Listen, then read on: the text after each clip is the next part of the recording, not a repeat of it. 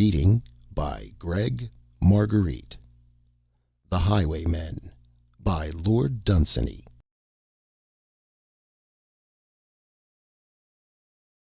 Tom o' the Roads had ridden his last ride, and was now alone in the night. From where he was a man might see the white recumbent sheep, and the black outline of the lonely downs, and the grey line of the farther and lonelier downs beyond them. Or in hollows far beyond him, out of the pitiless wind, he might see the grey smoke of hamlets arising from black valleys. But all alike was black to the eyes of Tom, and all the sounds were silence in his ears. Only his soul struggled to slip from the iron chains and to pass southwards into paradise. And the wind blew and blew. For Tom tonight had naught but the wind to ride. They had taken his true black horse on the day when they took from him the green fields and the sky, men's voices and the laughter of women, and had left him alone with chains about his neck to swing in the wind forever. And the wind blew and blew. But the soul of Tom o' the Roads was nipped by the cruel chains, and whenever it struggled to escape it was beaten backwards into the iron collar by the wind that blows from paradise from the south. And swinging there by the neck, there fell away old sneers from off his lips, and scoffs that he had long since scoffed at God fell from his tongue, and there rotted old bad lusts out of his heart, and from his fingers the stains of deeds that were evil, and they all fell to the ground and grew there in pallid rings and clusters. And when these ill things had all fallen away, Tom's soul was clean again, as his early love had found it a long while since in spring, and it swung up there in the wind with the bones of Tom, and with his old torn coat and rusty chains. And the wind blew and blew, and ever and anon the souls of sepulchred, coming from consecrated acres, would go by, beating up wind to paradise past the gallows tree, and past the soul of Tom that might not go free. Night after night Tom watched the sheep upon the downs with empty hollow sockets, till his dead hair grew and covered his poor dead face, and hid the shame of it from the sheep. And the wind blew and blew. Sometimes on gusts of the wind came someone's tears, and beat against the iron chains, but could not rust them through, and the wind blew and blew. And every evening all the thoughts that Tom had ever uttered came flocking in from doing their work in the world, the work that may not cease, and sat along the gallows branches and chirruped to the soul of Tom, the soul that might not go free. All the thoughts he had ever uttered, and the evil thoughts rebuked the soul that bore them, because they might not die, and all those that he had uttered the most furtively chirruped the loudest and the shrillest in the branches all the night. And all the thoughts that Tom had ever thought about himself now pointed at the wet bones and mocked at the old torn coat. But the thoughts that he had had of others were the only companions that his soul had to soothe it in the night as it swung to and fro, and they twittered to the soul, and cheered the poor dumb thing that could have dreams no more, till there came a murderous thought and drove them all away. And the wind blew and blew. Paul, Archbishop of Alois and Vayence, lay in his white sepulchre of marble, facing full to the southwards, towards paradise, and over his tomb was sculptured the cross of Christ, that his soul might have repose. No wind howled here as it howled in lonely tree tops up upon the downs, but came with gentle breezes, orchard scented, over the lowlands from paradise, from the southwards, and played about forget-me-nots and grasses in the consecrated land where lay the reposeful round of the sepulchre of Paul, Archbishop of Alois and Vayence.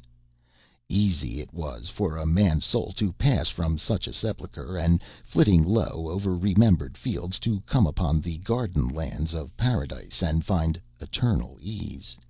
And the wind blew and blew. In a tavern of foul repute 3 men were lapping gin. Their names were Joe and Will, and the gipsy Puglioni. None other names had they, for of whom their fathers were they had no knowledge, but only dark suspicions. Sin had caressed and stroked their faces often with its paws, but the face of Puglioni sin had kissed all over the mouth and chin.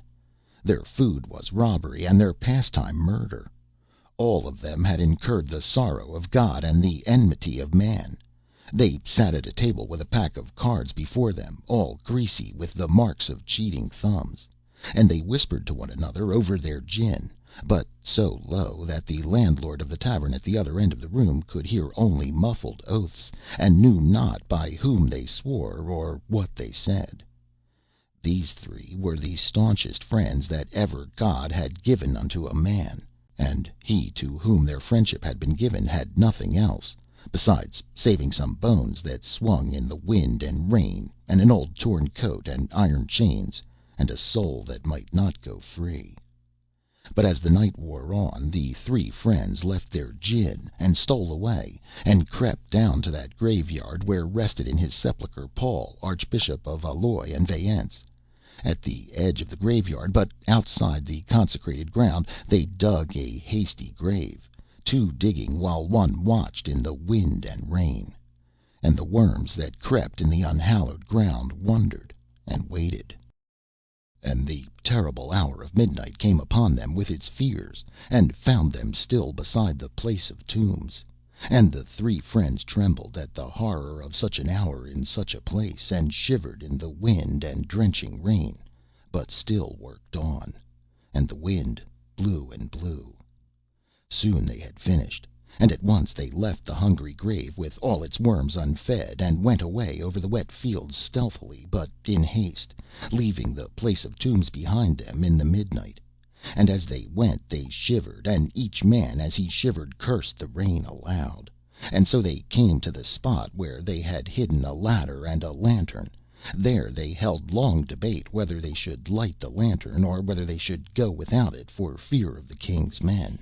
But in the end it seemed to them better that they should have the light of their lantern, and risk being taken by the king's men and hanged, than that they should come suddenly face to face in the darkness with whatever one might come face to face with a little after midnight about the gallows tree. On 3 roads in England, whereon it was not the wont of folk to go their ways in safety, travellers tonight went unmolested. But the three friends, walking several paces wide of the king's highway, approached the gallows tree, and Will carried the lantern, and Joe the ladder, but Puglioni carried a great sword wherewith to do the work which must be done. When they came close they saw how bad was the case with Tom, for little remained of that fine figure of a man, and nothing at all of his great resolute spirit.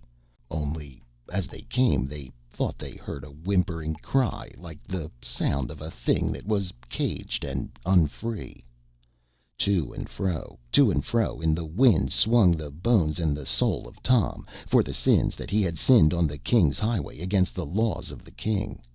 And with shadows and a lantern through the darkness, at the peril of their lives, came the three friends that his soul had won before it swung in chains. Thus the seeds of Tom's own soul that he had sown all his life had grown into a gallows tree that bore in season iron chains in clusters, while the careless seeds that he had strewn here and there, a kindly jest and a few merry words, had grown into the triple friendship that would not desert his bones. Then the three set the ladder against the tree, and Puglioni went up with his sword in his right hand, and at the top of it he reached up and began to hack at the neck below the iron collar. Presently the bones and the old coat and the soul of Tom fell down with a rattle, and a moment afterwards his head that had watched so long alone swung clear from the swinging chain. These things Will and Joe gathered up, and Puglioni came running down his ladder, and they heaped upon its rungs the terrible remains of their friend, and hastened away wet through with the rain, with the fear of phantoms in their hearts, and horror lying before them on the ladder. By 2 o'clock they were down again in the valley, out of the bitter wind, but they went on past the open grave into the graveyard all among the tombs, with their lantern and their ladder and the terrible thing upon it, which kept their friendship still. Then these three that had robbed the law of its due and proper victim still sinned on for what was still their friend, and levered out the marble slabs from the sacred sepulchre of Paul, Archbishop of Alois and Vayence, and from it they took the very bones of the Archbishop himself, and carried them away to the eager grave that they had left, and put them in, and shovelled back the earth. But all that lay on the ladder they placed, with a few tears, within the great white sepulchre under the cross of Christ, and put back the marble slabs. Thence the soul of Tom, arising hallowed out of sacred ground, went at dawn down the valley, and lingering a little about his mother's cottage and old haunts of childhood, passed on, and came to the wide lands beyond the clustered homesteads. There met with it all the kindly thoughts that the soul of Tom had ever had, and they flew and sang beside it all the way southwards, until at last, with singing all about it, it came to Paradise. But Will and Joe and the gipsy Puglioni went back to their gin, and robbed and cheated again in the tavern of foul repute, and knew not that in their sinful lives they had sinned one sin at which the angels smiled. End of The Highwaymen, by Lord Dunsany.